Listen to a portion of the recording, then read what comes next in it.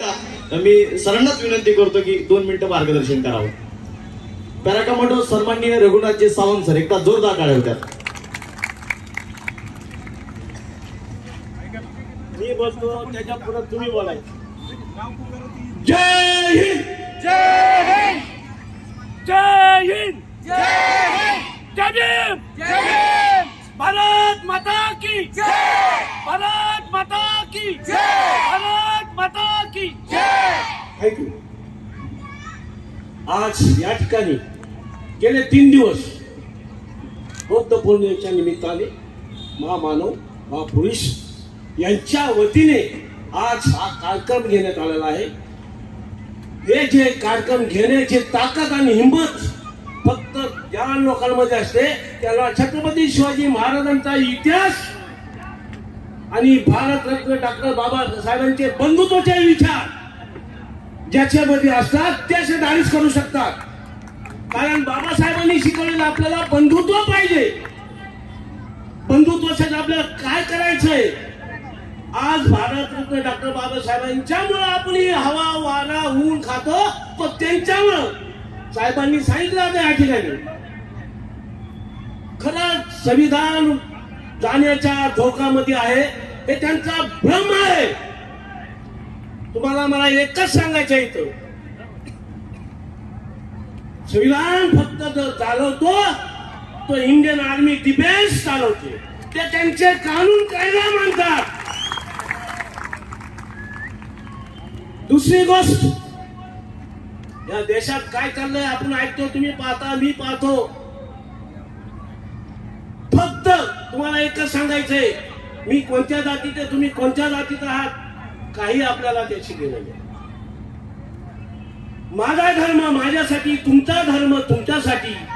मला माझी भक्ती करायच्या माझ्या घरामध्ये करायच्या, 4 भिंतीच्या आतमध्ये करायच्या. रोडवरती वाचून कुणी 40 वाचू नये, रामायण वाचू नये.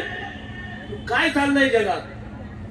आपण आपला देश, नरेंद्र मोदी भारताचे पंतप्रधान काय म्हटले, हर घर में तिरंगा म्हटले का नाही म्हटले.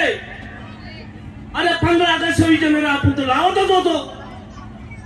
हर घर में संविधान. जब ये अपने दिल में अंतकरण में जो हिंदुस्तान में पैदा हुआ उसके दिल में रहेगा. ये कब होगा, जब हम लोग संविधान बांटेंगे. कोई बांटने वाला नहीं. जो बोलते 2 साल में 250 संविधान बांटे हमने, उसके प्रयोग बांटे हमने.